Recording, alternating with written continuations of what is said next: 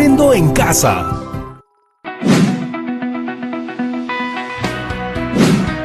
Yo empiezo. Por favor, primero las damas. Ay, muchas gracias. A ver, alcoholcito. Vamos. Vamos.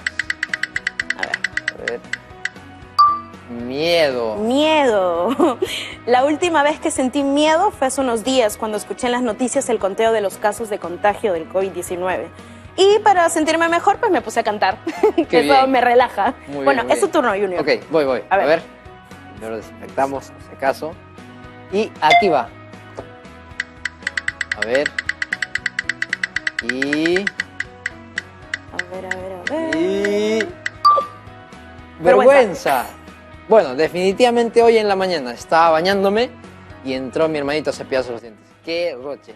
Pero bueno, luego me puse a escuchar música y ya me relajé. Así bueno. que tranqui. Lo más importante. Pues, uno más, Una adelante. más. Espérame, el alcohol. No te olvides. Muy bien. Ahí está. Una más. A ver. A ver. Y... Tristeza. Tu turno. ¿Cuándo fue la última vez que te sentiste triste? Con Miluska hemos creado esta ruleta para hablar sobre nuestras emociones. Por ejemplo, yo soy una persona un poco cerrada y no cuento mucho sobre lo que siento a mis amigos. Y como vimos en el programa de ayer, es muy importante hacerlo. Reconocer nuestras emociones, aceptarlas, comunicarlas y aprender a manejarlas. A mí, por ejemplo, me sirve mucho escuchar mi música preferida. A Miluska le sirve mucho cantar. Y he escuchado también a mucha gente que le gusta y le sirve bailar. Jugar con su mascota, pintar, meditar, ordenar su cuarto, limpiar. Así es, hay miles de posibilidades. La cuestión es que encuentres la estrategia que mejor funcione para ti. Yo sé que no es el juego más divertido, pero a mí me resulta liberador. ¡Anímense a probarlo! Dicho esto, querida Promo 2020, les damos la bienvenida a Aprendo en Casa. Una iniciativa del Ministerio de Educación para que sigas aprendiendo de manera segura y entretenida. Hoy leeremos y reflexionaremos sobre las competencias emocionales y la autoestima.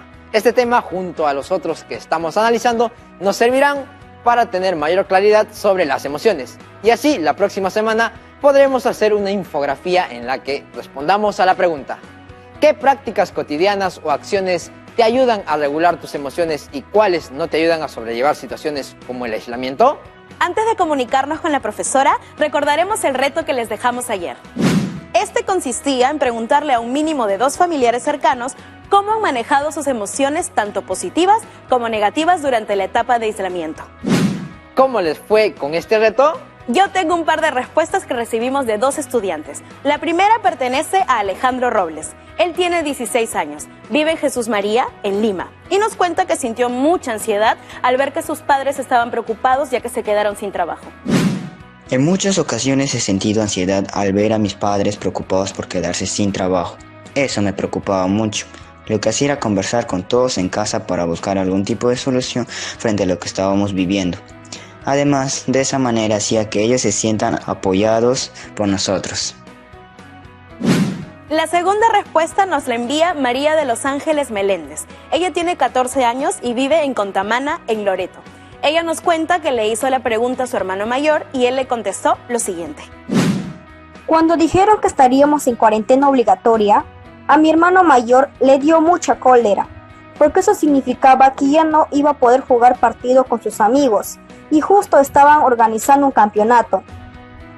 Renegó bastante, hasta que mi papá nos explicó lo que podía pasar si no cumplíamos con la cuarentena. Para manejar esa situación frustrante, mi hermano decidió hacer ejercicio en casa y prepararse bien para que cuando vuelva a salir su equipo gane ese campeonato. Muchísimas gracias a Alejandro y María de Los Ángeles por compartir con nosotros sus respuestas. Sus respuestas son muy importantes porque a través de ellas podemos reconocer que las emociones las tenemos todos, sin importar la edad, y cada uno la maneja de acuerdo a cómo ha aprendido a hacerlo. En algunos casos será más fácil y en otros necesitaremos de ayuda, y eso no está mal. Creo que lo importante es aprender a sobrellevarlas, para que cuando seamos adultos no nos cueste tanto y poder así ser soporte emocional para los demás. Ahora sí, nos comunicamos con la profesora. Ya está, ya. Hola, profesora Julia. Buenos días, profesora. Bienvenida a Aprendo en Casa. Hola chicos, ¿cómo están? ¿Y cómo están todas y todos en sus casas? Espero que bien y con muchas ganas de aprender. ¿Qué es eso que veo por ahí? Profesora, eso es algo, estoy seguro que le va a encantar. Ayer nos motivó mucho el tema del programa y vimos en YouTube que algunas personas, Niñas y niños, sobre todo, ¿para qué vamos a mentir? usan esta ruleta para hablar sobre sus emociones. Así que nosotros decidimos hacer la nuestra y nos ha servido. Es cierto, a veces necesitamos un empujoncito, un pretexto para animarnos a hablar sobre lo que sentimos. En ese sentido, esta ruleta me parece una gran idea. Comencemos con nuestra lectura. ¿Qué les parece? Me pongo cómoda. El texto se titula Competencias emocionales y autoestima en la adolescencia. Impacto sobre el ajuste psicológico. Este texto fue adaptado de Schoves, Tamarit, González y Montoya Castilla. Lo pueden encontrar en el volumen 6, páginas de las 51 a las 56 de la Revista de Psicología Clínica con Niños y Adolescentes de enero del 2019. Miluska, ¿qué es lo primero que debemos hacer cuando tenemos un texto para analizar? Un reconocimiento completo para ver si hay imágenes, cuadros o algún detalle que nos pueda dar una idea general de lo que vamos a encontrar en él. Además, podemos identificar la longitud del texto, cuántos párrafos tiene, el título, si tiene citas en los párrafos y si también cuenta con las fuentes de información de donde han sido extraídas algunas de las ideas que encontraremos en el texto. Exactamente. Observemos el texto que analizaremos hoy. ¿Cuenta con imágenes o cuadros? No, profesora, es un texto continuo, sin imágenes. Recordemos que los textos continuos están formados por oraciones que se encuentran en párrafos y que la cantidad de estos depende del autor.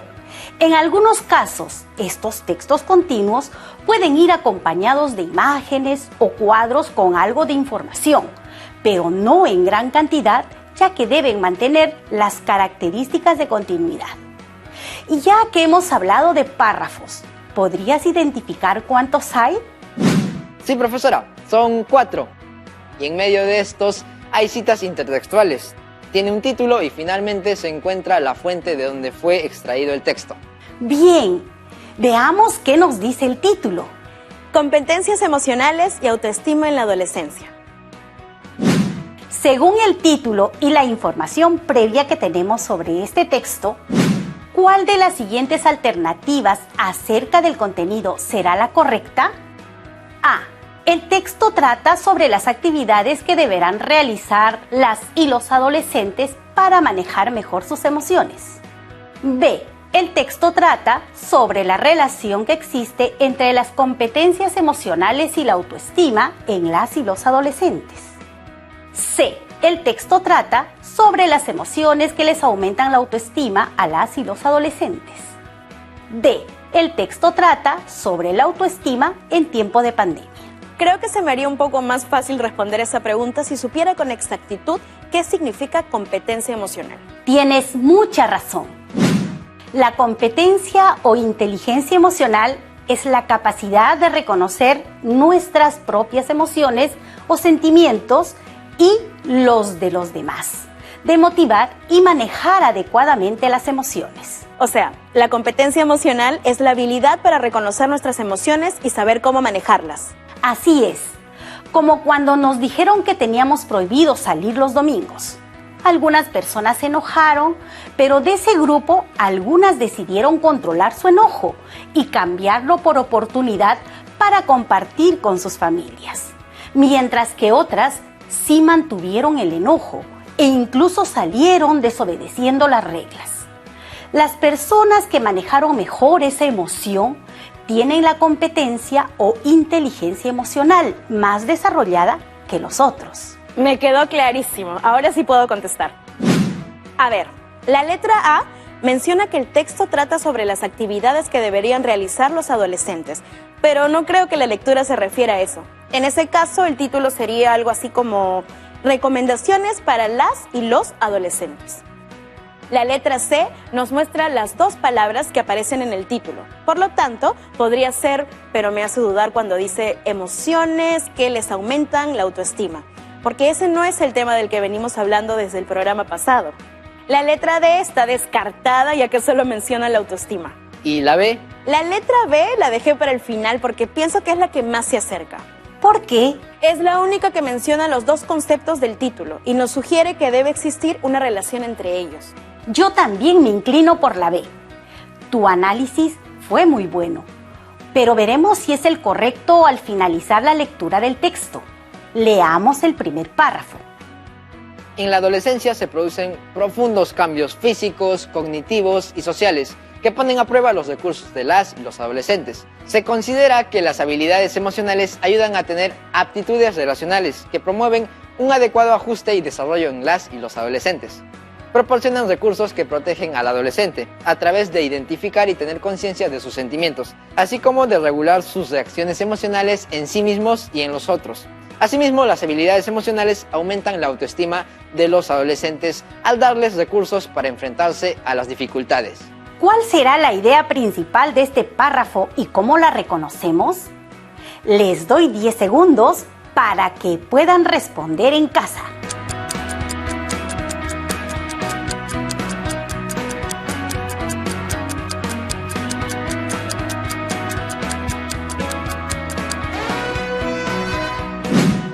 Junior, ¿qué piensas? Profesora, estoy casi seguro de que la idea principal del párrafo es la primera oración. En la adolescencia se producen profundos cambios físicos, cognitivos y sociales que ponen a prueba los recursos de las y los adolescentes. Porque la idea principal es la que expresa la esencia del párrafo y es justamente esa oración la que contiene la información base de donde se desprenden las demás oraciones. En esta se menciona que en la adolescencia se producen cambios físicos, cognitivos y sociales. Y en las siguientes oraciones se habla sobre esos cambios, como el desarrollo de las habilidades emocionales, las aptitudes, el reconocimiento de los sentimientos y cómo éstas ayudan al desarrollo de la autoestima. Tienes razón cuando mencionas que la idea principal engloba la esencia de lo que se hablará en el párrafo. Generalmente encierra aquello que él o los autores quieren transmitir y las ideas siguientes son las que servirán como apoyo a la principal. En este caso, el párrafo comienza mencionando una característica importante de la adolescencia y luego se puntualiza en algunos puntos que se desarrollan dentro de esas características. Ahora, ¿por qué crees que los autores afirman que las habilidades emocionales aumentan la autoestima de los adolescentes al darles recursos para enfrentarse a las dificultades? Te doy 10 segundos más para que puedas contestar.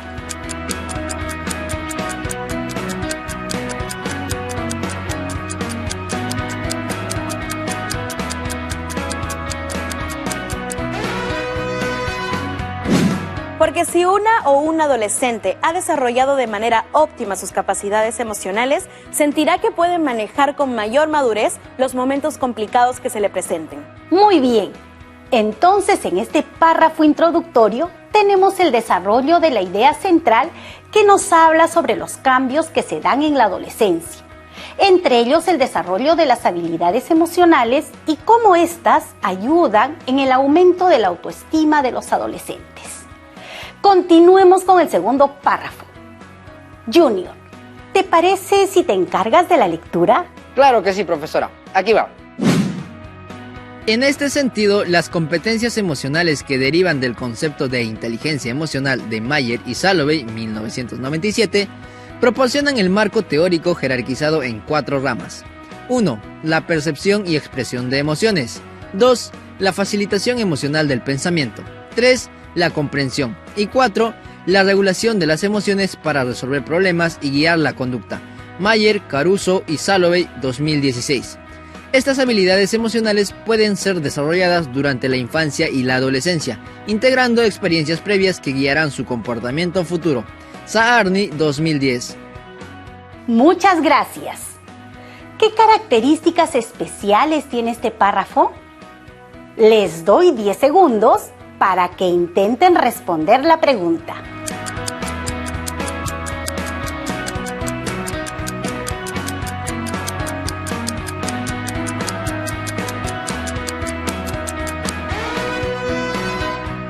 La primera que he reconocido es el uso de citas intertextuales, pero lo curioso es que ambas citas se relacionan perfectamente. Es como si ambas se complementaran. ¡Exacto! ¿Te parece si analizamos ambas citas? Toda la primera oración menciona a dos autores que nos proporcionan datos muy interesantes sobre 4 ramas de la inteligencia emocional. Datos que deberías anotar porque te podrían servir para hacer tu infografía. Así es. Habla sobre la percepción y expresión de emociones, facilitación emocional del pensamiento, comprensión y la regulación de emociones para resolver problemas. Profesora, tengo una duda. ¿Qué significa facilitación emocional del pensamiento? La facilitación emocional del pensamiento es la que nos permite entender cómo nuestras emociones afectan nuestros pensamientos y por ende cómo influencian sobre nuestras decisiones. Si no lo sabías tampoco, puedes poner esa información como sumillado. Y en la segunda oración, que también pertenece a una cita, nos dice que las habilidades emocionales que se mencionaron en la primera oración se desarrollarán durante la infancia y la adolescencia. Por eso digo que ambas citas se complementan muy bien y está claro que la segunda no tendría sentido sin la primera. Hay un último detalle que me gustaría preguntarles. ¿Qué significa en ese sentido al inicio del párrafo? Bueno, es un conector que se utiliza para dar continuidad al texto y en este caso significa que todo lo que se va a mencionar tiene relación con lo que se dijo en el párrafo anterior. Así es. No olvidemos que el uso de los conectores es muy importante porque nos ayudan a cohesionar las ideas de nuestros textos. Continuemos con el siguiente párrafo. Yo lo leo. Otro de los recursos personales importantes en la adolescencia es la autoestima, entendida como el conjunto de pensamientos y sentimientos que un individuo tiene acerca de su propio valor. Rosenberg, 1965. La autoestima del adolescente refleja la confianza en sí mismo, siendo esta muy propensa a los cambios internos y externos durante esta etapa evolutiva. Errol y Ort, 2011. Así, los jóvenes con alta autoestima muestran una mejor adaptación a eventos vitales estresantes. Por el contrario, una baja autoestima puede conllevar un riesgo para el bienestar emocional de las y los adolescentes. ¿A qué creen que se refieren los autores con la frase? Otro de los recursos personales importantes en la adolescencia es la autoestima.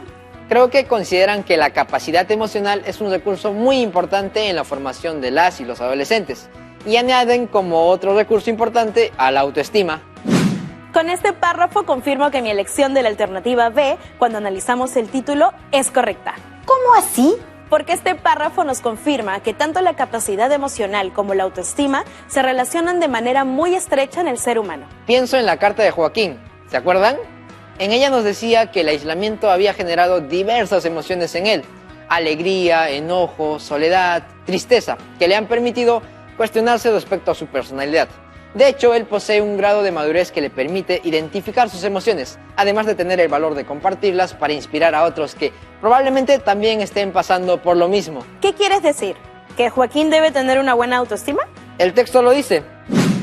Los jóvenes con alta autoestima muestran una mejor adaptación a eventos vitales estresantes. ¿Y cuál creen que sea la intención de los autores al afirmar la siguiente frase? Por el contrario, una baja autoestima puede conllevar un riesgo para el bienestar emocional de las y los adolescentes. Entiendo que cuando tenemos momentos estresantes, si es que no reconocemos lo importantes y valiosos que somos, podríamos pensar que no seremos capaces de superar ese momento difícil e incluso pensar que ocurrió eso por nuestra culpa. Tener la autoestima baja nos puede llevar a momentos muy difíciles. He conocido casos en los que algunas personas no han sabido cómo manejar situaciones y al tener baja autoestima han tomado muy malas decisiones, como atentar contra ellas mismas porque no son capaces de buscar soluciones y no gestionan bien sus emociones. Por eso es muy importante abordar este tipo de temas, sobre todo ahora que venimos atravesando momentos de angustia y estrés. Obviamente, no pretendemos que de la noche a la mañana aprendan a manejar todas sus emociones, pero sí pueden aprender a reconocer aquellas que les causan algún tipo de inconveniente en su comportamiento. Analicemos el contenido del último párrafo. Se ha puesto de manifiesto la importancia de la autoestima y su relación positiva con el bienestar durante la adolescencia. Dalbeck y Lightsey, 2008. Moxnes y Esnes, 2013. Orgiles Samper Fernández, Martínez y Espada, 2017. Esto promueve la capacidad del joven para adaptarse de forma adecuada a su entorno, considerando aspectos emocionales, cognitivos y sociales. Goodman, 2001. Un ajuste inapropiado al contexto social aumenta la probabilidad de presentar problemas emocionales, por ejemplo, miedos y preocupaciones, y quejas somáticas, por ejemplo, dolor de cabeza y de estómago. Ordóñez, Maganto y González, 2015. Además, un desajuste psicológico incrementa el riesgo de problemas conductuales, como agresividad o delincuencia. Donahue, Gorazón, McClure y Van Meil, 2014. No entiendo a qué se refieren con ajuste inapropiado al contexto.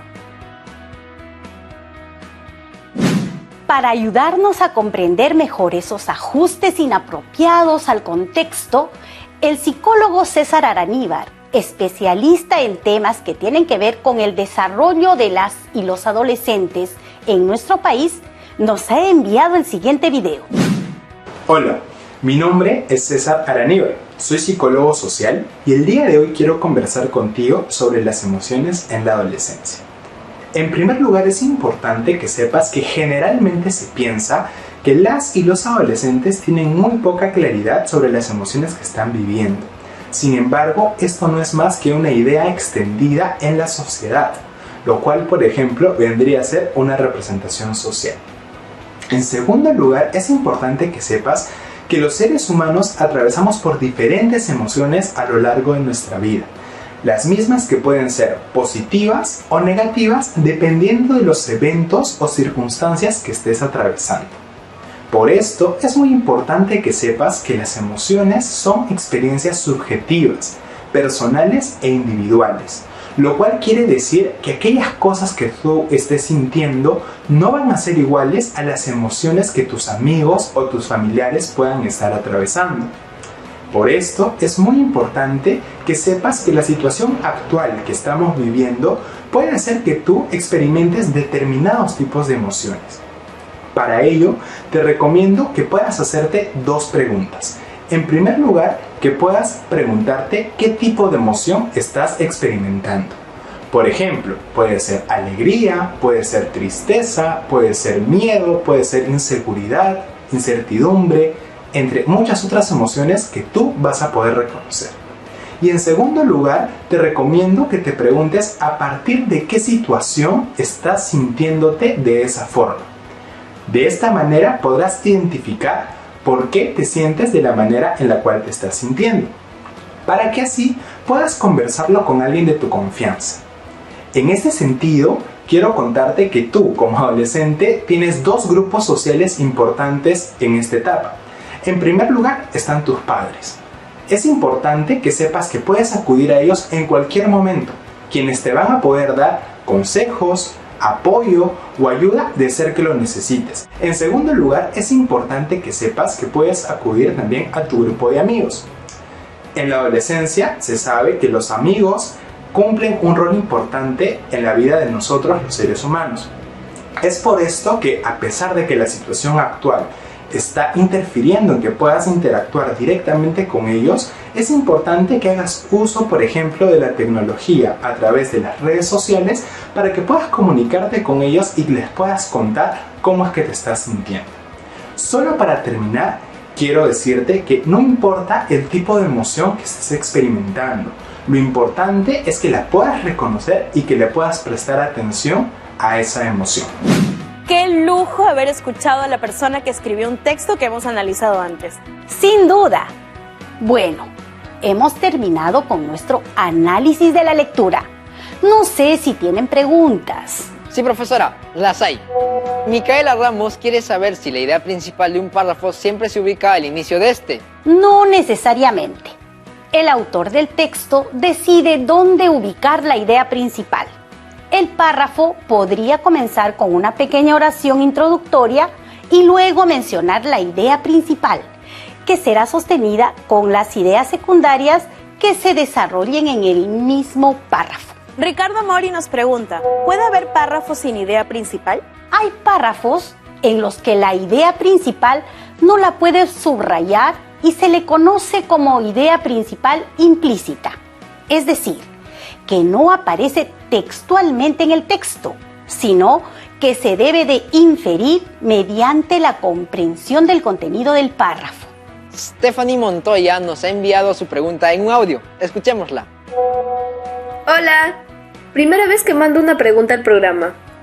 Quiero saber si puedo utilizar más de 2 citas en un solo párrafo. Gracias. Claro que sí, Stephanie. 2 y hasta más. Cuando un texto cuenta con gran cantidad de citas, significa que el autor ha realizado una profunda investigación. Y lo que avala la calidad de esa investigación es que los autores que se han investigado se encuentren claramente citados dentro del texto, respetando la normativa APA. Gabriela Bazán es de Pucusana y quiere saber cómo hace para que sus citas se complementen y armen un párrafo de buena calidad. Para que eso se logre, necesitas investigar a profundidad e identificar en qué momentos las ideas de 2 o más autores tienen relación con el mismo tema. También puedes comparar autores y mostrar sus diferencias, ya que no necesariamente van a opinar lo mismo. Y la última pregunta es de Angie Cruz. Hola profesora, ¿cómo sé que estoy utilizando adecuadamente los conectores? Ojalá me pueda contestar. Claro que sí, Angie. La idea es que terminemos este programa con todas las dudas absueltas. Para saber si estás utilizando correctamente los conectores, es necesario leer el texto con detenimiento varias veces. El uso de conectores te brinda la facilidad de cohesionar mejor las ideas que se presentan en el texto. Es decir, unir y relacionar una idea con otra de manera adecuada. Muchas gracias, profesora Julia, por ayudarnos con el análisis de texto y por su buen ánimo y disposición. Gracias a ustedes. Espero que les haya gustado y sobre todo motivado a continuar. ¡Que estén bien! Muchas gracias, profesora. Igualmente, nos vemos en el próximo programa. ¡Chao! Vamos con el reto de hoy. Anota en una hoja de papel o en tu cuaderno 2 situaciones en las que hayas sentido que te costó mucho aceptar tus emociones.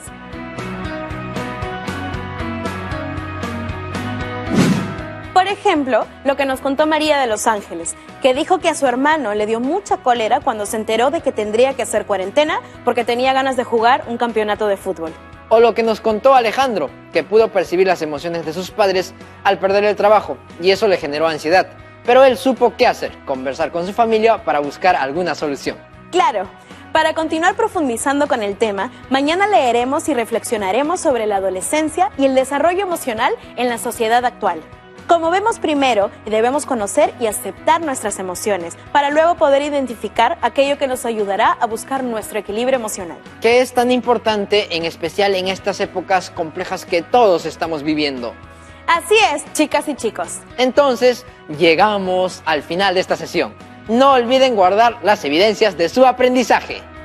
Nos vemos luego. Chao, chao. Ven, hay que seguir jugando. A ver. Tu turno, por favor.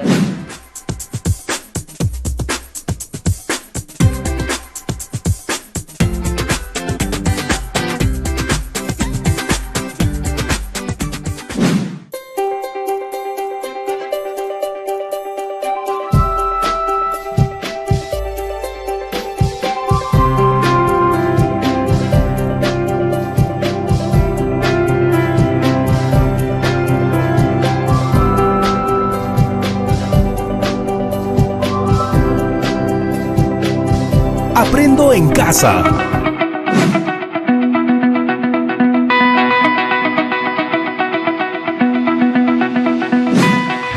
Buenos días, chicas y chicos. Soy su amiga Miluska y aquí estamos una vez más con nuestro amigo Junior. Hola, hola chicas y chicos, ¿cómo están? Yo soy Junior y estamos una vez más en su programa favorito, Aprendo en Casa, una iniciativa del Ministerio de Educación en la cual disfrutamos todos de un aprendizaje entretenido. Así es, y aunque este programa está dirigido a ustedes, chicas y chicos de quinto de secundaria, si tienen un hermano, primo o abuela que viva con ustedes, invítenlos a participar. Pero antes de empezar, recuerden siempre lavarse muy bien las manos y limpiar todo lo que vayan a usar. Ahora sí, vamos a recordar la situación, los retos a los que debemos dar solución y las actividades que debemos desarrollar en estas 2 semanas, justamente para dar respuesta a los retos. La situación y los retos tienen que ver con lograr nuestro bienestar emocional. Bienestar emocional, o sea, Miluska, sentirse bien. Eso mismo. Y lo haremos aprendiendo prácticas de vida saludable. Ajá, y asumir prácticas de vida saludable es... Conocer nuestro estado de salud. Cambiar o reforzar nuestros hábitos de alimentación. Hacer actividades físicas y mantener nuestro índice de masa corporal, o sea, nuestro IMC, en el rango normal. Entre otras cosas que nos llevan a vivir una vida activa saludable. Pero la situación también consideraba que estamos ante una gran oportunidad para emprender negocios que contribuyan al bienestar de las personas y que promuevan la práctica de un estilo de vida saludable. Así es, y a partir de la situación surgieron los siguientes retos. ¿Cómo podemos saber si nuestro índice de masa corporal, IMC, y el de nuestros familiares están dentro del rango normal? ¿Qué dieta nutritiva debemos consumir? ¿Qué rutina de actividades físicas debemos realizar de acuerdo a nuestro IMC? ¿Qué podríamos hacer para conocer y comprender los términos financieros que se usan al realizar un emprendimiento? En el programa anterior cumplimos el reto de averiguar si nuestro índice de masa corporal y el de nuestros familiares están dentro del rango normal. Para hacerlo tuvimos que calcular el IMC de algunas amigas y amigos que amablemente nos enviaron sus datos. Y para poder calcular el IMC e identificar el nivel en el que se encontraban sus pesos, tuvimos que recordar y aprender algunos aspectos de los números decimales. También recuerdo, Miluska, que les dejamos un reto para la casa. ¿Lograron cumplirlo? Me imagino que sí, así que muy bien, ustedes son lo máximo. Hoy día corresponde resolver el reto. ¿Qué dieta nutritiva debemos consumir? Y para darle respuesta, analizaremos las condiciones de personas con diferente IMC y propondremos dietas saludables. De acuerdo, y empecemos. Llamemos a nuestra profesora Daisy Nina para que nos ayude a resolver el reto de hoy. ¡Hola, profesora! Buenos días, profesora, bienvenida. Hola, Miluska. Hola, Junior. Hola, chicas y chicos de toda la promoción 2020 que nos ven desde la seguridad de sus hogares. Aquí estoy para ayudarlos. ¿Lista para continuar lo que nos quedó pendiente? Así es. Hoy el reto por resolver es definir una dieta nutritiva y saludable teniendo en cuenta el IMC. Profesora Daisy, a mí, por ejemplo, me pasa que no sé por dónde empezar. Tal vez porque no nos queda tan claro ¿qué es una alimentación saludable? Una alimentación saludable consiste en alimentarse con todos los nutrientes esenciales que den la energía que cada persona necesita para estar sana. Esos nutrientes son las proteínas, los hidratos de carbono, los lípidos, las vitaminas, los minerales y el agua.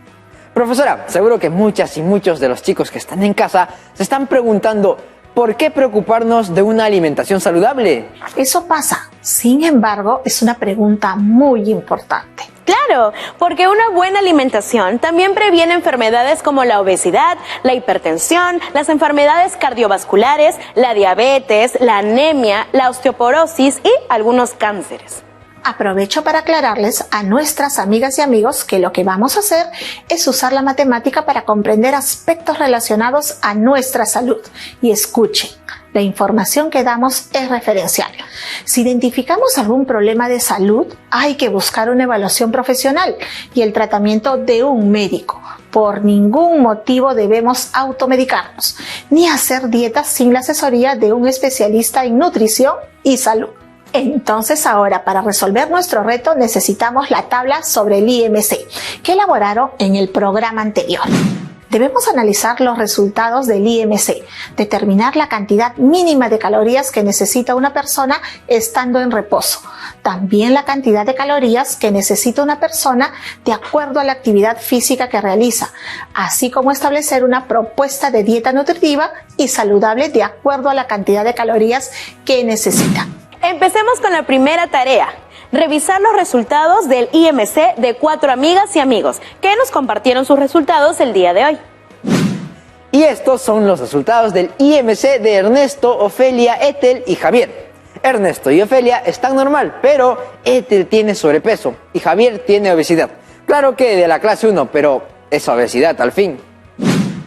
Cuando comemos pocos o demasiados alimentos que en realidad no alimentan, la dieta se desequilibra y eso altera nuestra salud. Las enfermedades más frecuentes que tienen que ver con la dieta son la obesidad y la desnutrición. La obesidad también está relacionada con los hábitos sedentarios y la falta de actividad física.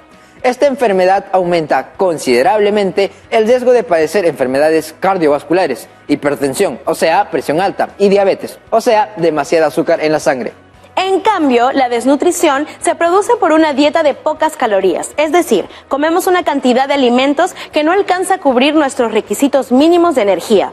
Aunque la desnutrición también se puede producir porque los alimentos no aportan los nutrientes necesarios en proporciones adecuadas. La desnutrición y la obesidad también participan en otras enfermedades provocadas por el déficit de nutrientes como el calcio, vitaminas y proteínas, o por el exceso de grasas, azúcar o sodio, como son la hipertensión o presión alta y la osteoporosis, o sea, una fragilidad en los huesos, entre otras. Profesora, a partir de sus resultados del IMC a nuestra amiga Éter y a nuestro amigo Javier, le sugerimos que con sus padres o apoderados visiten a algún especialista, médico o a un nutricionista para que les hagan una evaluación especializada de su salud y puedan seguir un régimen alimenticio adecuado.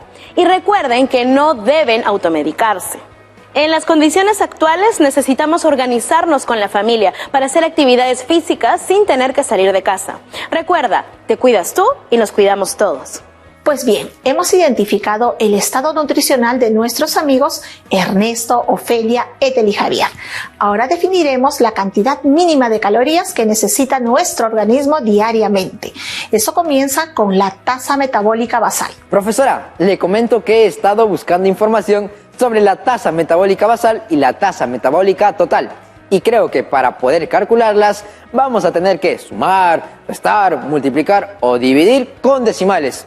Y pues quiero pedirle que nos ayude a recordar las operaciones con decimales. Muy bien, entonces empecemos recordando el algoritmo de la adición y de la sustracción. Para sumar o restar debemos de tener en cuenta las siguientes reglas. Acomodar los números cuidando que la coma quede alineada verticalmente. Resolver la operación como si fuesen números naturales.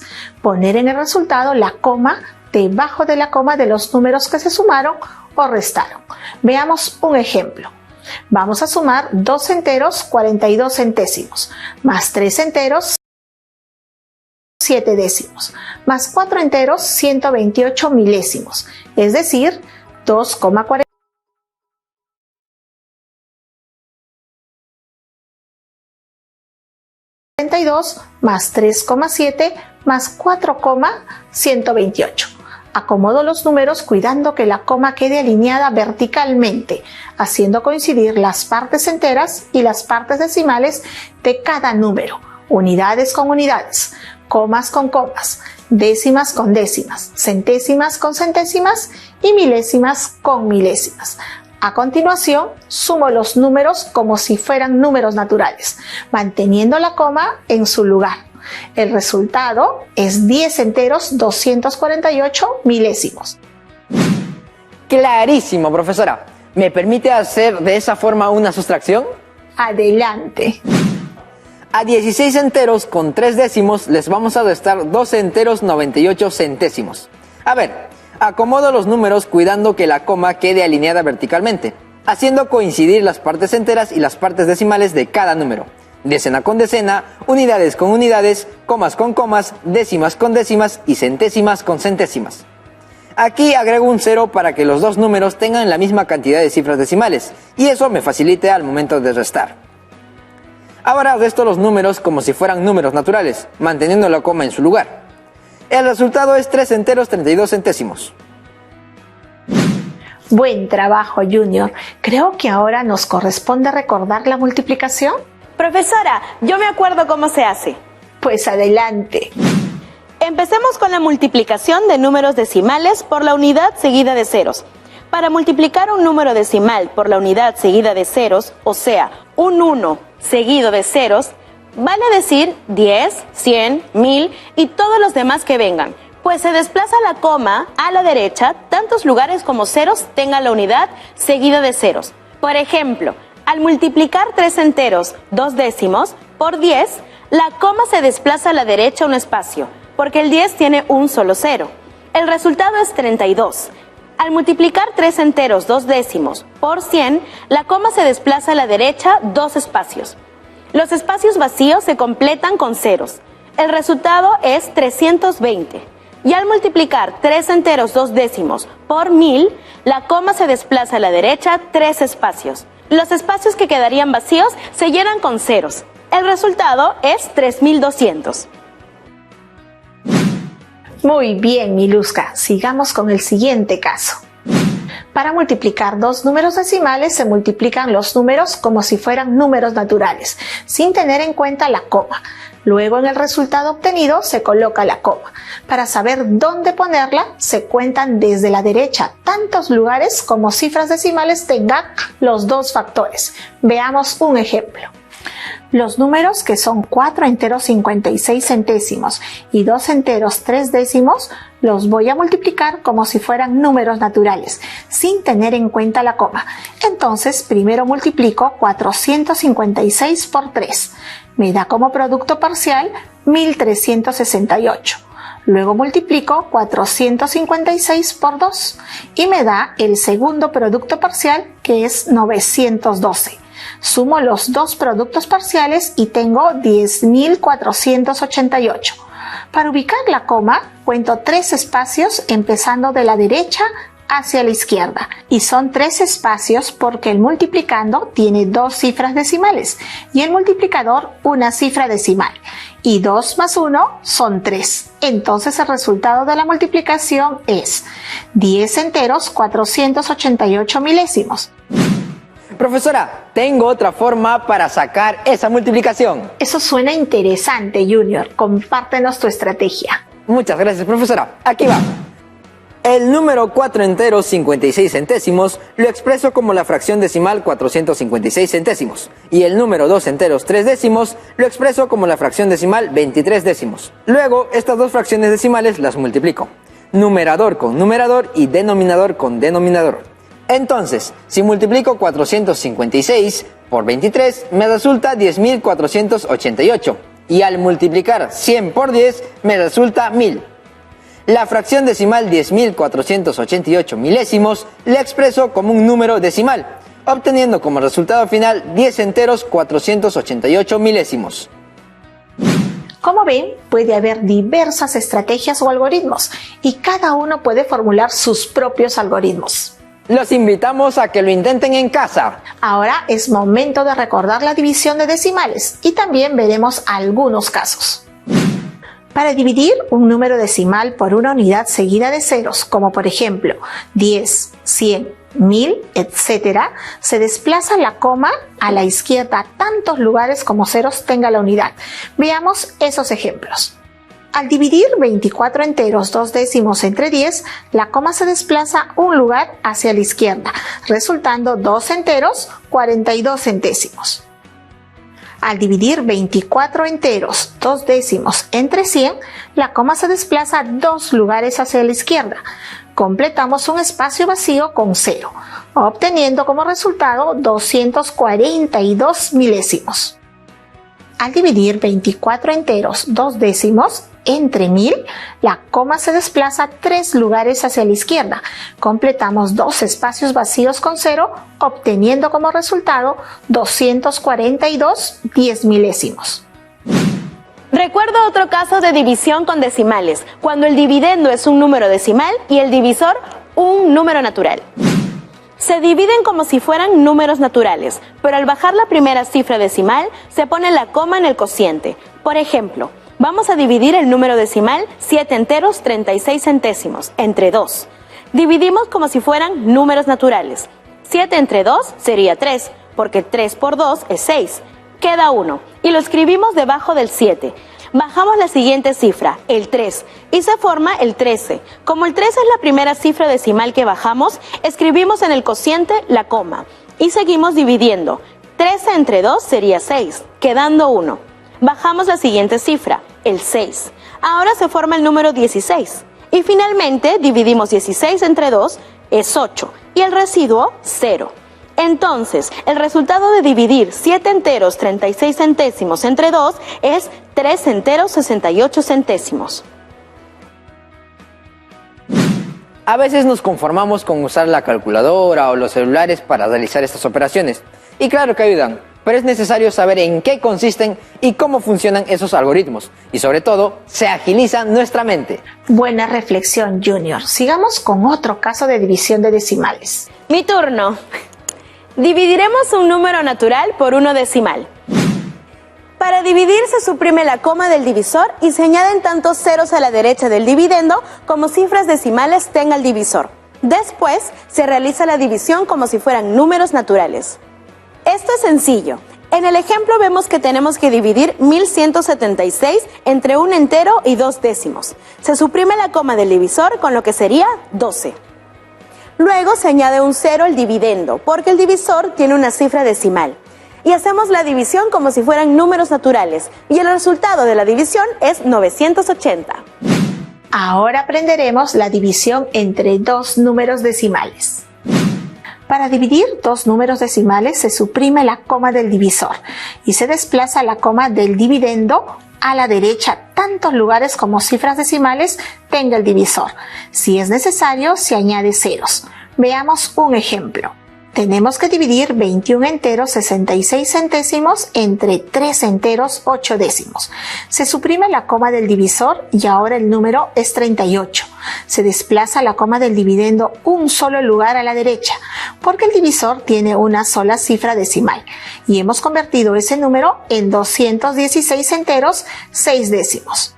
Miren, como ahora tenemos una división de un número decimal entre uno natural, se convirtió en el segundo caso de la división que vimos antes. ¿Se acuerdan?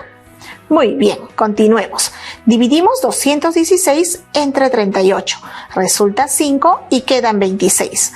Ahora bajamos la siguiente cifra, el 6. Se forma el número 266. Como la cifra 6 que bajamos es la primera cifra decimal, entonces, en el cociente escribimos la coma después del 5. Y continuamos con la división. 266 entre 38 es 7 con residuo 0. Resultado. La división de 21 enteros 66 centésimos entre 3 enteros 8 décimos es igual a 5 enteros 7 décimos. Y si tenemos que calcular la cantidad mínima de calorías que necesita diariamente los organismos de Ernesto, Ethel, Ofelia y Javier, ¿tienen alguna idea de cómo hacer eso? Para lograr ese dato, echamos mano de nuestros conocimientos de ciencias naturales acerca de la tasa metabólica basal. Pero antes, permítanme comentarles un poco más sobre esto. La energía que se utiliza durante el reposo absoluto y a temperatura constante se llama tasa metabólica basal y significa la cantidad mínima de calorías que necesita nuestro organismo cada día. Para calcular la tasa metabólica basal hace falta tener en cuenta factores como la edad, el sexo y el peso de cada persona y también otros valores que son parte de una fórmula matemática, tal como pueden ver en la tabla. Por ejemplo, nuestro amigo Ernesto tiene 16 años. Para calcular el número mínimo de calorías que necesita su organismo, debemos usar la tercera fórmula dentro de la categoría hombres. La unidad de medida que utilizaremos será la kilocaloría. Teniendo en cuenta la información sobre la edad y peso de cada uno de nuestros 4 amigos, Miluska calculará la cantidad mínima de calorías que necesita Ernesto y Ofelia. Y Junior, tú calculas las de Ethel y Javier. Ernesto tiene 16 años y pesa 48 kilogramos. Teniendo en cuenta su edad de la tabla de tasa metabólica basal, TMB, seleccioné la fórmula que indica que se debe multiplicar 17 enteros 5 décimos por el valor del peso en kilogramos. Y a ese resultado, sumarle el número 651. Entonces, reemplacé el peso de Ernesto, 48 kilogramos, en la fórmula. Luego multipliqué y sumé los números y me salió 1491. Eso quiere decir que Ernesto, estando en reposo, requiere mínimamente 1491 kilocalorías diarias. Y para no desconcentrarme, haré el cálculo de las calorías que necesita Ofelia. El procedimiento que seguí es similar. Ofelia también tiene 16 años, pero pesa 64 kilogramos. De acuerdo a su edad, seleccioné de la tabla de la tasa metabólica basal la fórmula que indica que se debe multiplicar 2 enteros, 2 décimos, con el valor del peso en kilogramos, y a ese resultado sumarle el número 746. Entonces, reemplacé los 64 kilos de Ofelia en la fórmula. Luego, multipliqué y sumé los números y me dio el valor de 1526 enteros, 8 décimos. Redondeando unidades nos da 1527, lo que quiere decir que Ofelia, estando en reposo, requiere mínimamente de 1527 kilocalorías diarias. Muy bien, Miluska, ¿te ha quedado claro lo de los decimales y la tasa metabólica basal? Llegó mi turno, profesora. He calculado la cantidad mínima de calorías de Ethel. Ethel, edad 16 años, peso 74 kilogramos. Teniendo en cuenta sus 16 años de la tabla de la tasa metabólica basal, seleccioné la fórmula que indica multiplicar 2 enteros, 2 décimos por el valor del peso en kilogramos, y a ese resultado sumarle el número 746.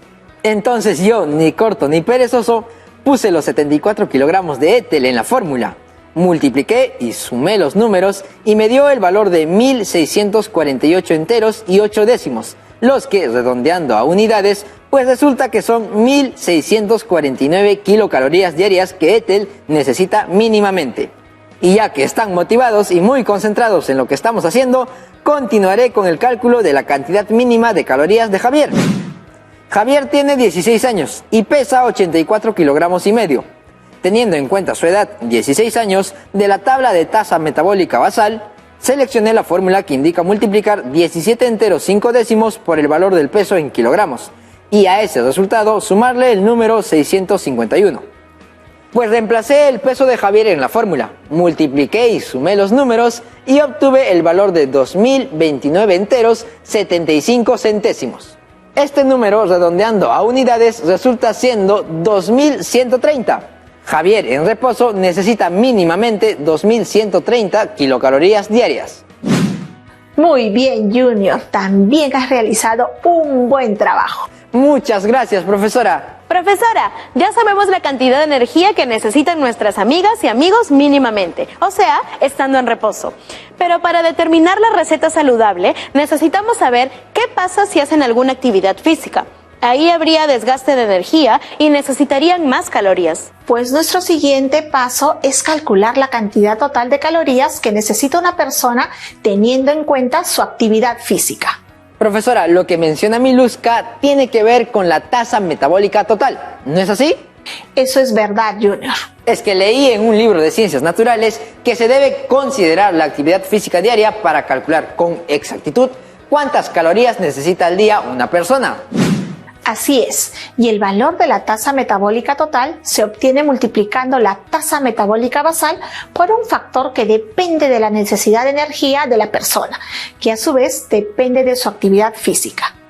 Yo también he estado leyendo, miren lo que traje. Una persona se considera sedentaria cuando se pasa la mayor parte del tiempo sin realizar esfuerzo físico, por ejemplo, trabajando, sentado o jugando en la computadora. Tiene una actividad ligera quien se pasa la mayor parte del tiempo sentado o de pie, como quienes realizan tareas domésticas, cajeros, etc. Tienen actividad moderada las personas que pasan mayor parte del tiempo de pie y moviéndose, por ejemplo, estudiantes de educación física. Y hacen una actividad física intensa quienes se pasan la mayor parte del tiempo en trabajos que requieren gran esfuerzo físico, por ejemplo, agricultores, obreros, atletas. La información que nos acaba de compartir Miluska es esencial para calcular la tasa metabólica total, pero además necesitaremos la información de la siguiente tabla. Observamos ciertos valores que se asignan a cada nivel de actividad física, teniendo en cuenta si la persona es hombre o mujer. Por ejemplo, un hombre cuya actividad física es ligera tendrá que utilizar el valor de 1 entero 56 centésimos, es decir, 1,56 para calcular su tasa metabólica total. O una mujer cuya actividad física es moderada utilizará el valor de 1 entero 64 centésimos, es decir, 1,64. La unidad de medida que utilizaremos será kilocalorías. Y ahora conoceremos el más íntimo secreto de nuestras amigas y amigos, la cantidad total de calorías que cada uno necesita. Así es, Miluska, y con la información de las tablas calcularás la tasa metabólica total de Ernesto y Ofelia, mientras Junior calculará la de Ethel y de Javier. Vamos, manos a la obra. Estoy lista y preparada, profesora. Aquí va la tasa metabólica total de Ernesto. La tasa metabólica basal de Ernesto es 1491 kilocalorías. Su nivel de actividad es moderada, por lo tanto, usaré el valor de 1 entero 78 décimos. Multiplicando el valor de la tasa metabólica basal por el valor de nivel de actividad, que es 1 entero 78 décimos, obtengo 2.653 enteros 98 centésimos. Redondeando este número en unidades, me sale 2.654. Eso quiere decir que Ernesto necesita 2.654 kilocalorías diarias en total. En el caso de Ofelia, su tasa metabólica basal es 1.527 kilocalorías. Su nivel de actividad es sedentario, por lo tanto, uso el valor de 1 entero 2 décimos. Multiplico el valor de la tasa metabólica basal con el valor del nivel de actividad y tengo 1.832 enteros 4 décimos. Redondeando unidades, son 1.832, o sea que Ofelia necesita 1.832 kilocalorías diarias en total. Buen trabajo, Miluska. Ok, profesora, ahora mi turno. La tasa metabólica total de Ethel. Su tasa metabólica basal era de 1.649 kilocalorías. Y como su nivel de actividad es ligera, usaré el valor de 1 entero con 55 décimos. Multiplicando el valor de la tasa metabólica basal con el valor del nivel de actividad, tengo 2.555 enteros 95 décimos. Redondeando a unidades, son 2.556 kilocalorías diarias las que necesita Ethel. En el caso de Javier, su tasa metabólica basal es de 2.130 kilocalorías. Su nivel de actividad es sedentaria, por lo tanto usaré el valor de 1 entero 2 décimos. Multiplico el valor de la tasa metabólica basal con el valor del nivel de actividad y me da 2.556. Eso quiere decir que Javier necesita en total 2.556 kilocalorías diarias. Si tenemos en cuenta la cantidad mínima y el total de calorías que necesita un organismo, podemos evaluar nuestro régimen de alimentación para ver si estamos consumiendo la cantidad de calorías adecuadas o si nos estamos excediendo o nos quedamos por debajo de la energía que necesitamos. De esta forma podemos ir regulando la cantidad de calorías que deben contener las comidas que consumimos durante el día. Por ejemplo, tomar un desayuno que tenga aproximadamente 304 kilocalorías. A media mañana consumir alimentos que nos proporcionan 214 kilocalorías. En el almuerzo 785 kilocalorías. En la merienda 262 kilocalorías. Y en la cena 654 kilocalorías. Esta propuesta de dieta saludable estaría proporcionando a nuestro organismo un aproximado de 2.220 kilocalorías al día. Es bueno, chicas y chicos, recordarles que su dieta saludable debe contener una variedad de alimentos, porque nuestro cuerpo necesita diversos nutrientes, vitaminas y energía, ya que consumiendo todo el tiempo solo algunos alimentos, no podemos cubrir la variedad de lo que requiere nuestro organismo. Y también es necesario recordarles que si están en el nivel de sobrepeso, obesidad o con desnutrición, es necesario que acudan en compañía de sus padres a un profesional médico para hacerse una evaluación especializada y el tratamiento adecuado. Por ningún motivo deben automedicarse o seguir una dieta sin la recomendación de un profesional de la salud. ¿Y qué opinan, chicas y chicos? ¿Hemos logrado cumplir con nuestro propósito el día de hoy? Por supuesto que sí. Y antes de empezar con el reto, nos despedimos de la profesora. Adiós, profesora, gracias. Muchas gracias, profesora, hasta la próxima. Chao, Miluska, chao, Junior, hasta la próxima clase. Y ahora es tu turno en casa. Te invito a realizar el siguiente reto. Selecciona 5 personas de tu familia. Calcula la cantidad de calorías diarias que requiere cada uno según su nivel de actividad física. Elabora una propuesta de almuerzo saludable que no sobrepase las 800 kilocalorías. Recuerda que la solución al reto debes guardarla en tu portafolio y tenerla lista para el siguiente programa. Te deseamos éxito en la resolución de tu reto. comparte tus aprendizajes con tus familiares para que ellos también conozcan y comprendan cómo la matemática nos ayuda a conocer y mejorar nuestra alimentación y llevar un estilo de vida saludable. Anima a tu familia a participar de este reto. Hasta el siguiente programa de Aprendo en Casa. Gracias, hasta pronto. Muchísimas gracias. Tupananchikama, Kuyas Jaiwao Hipanikuna. Chao, chao.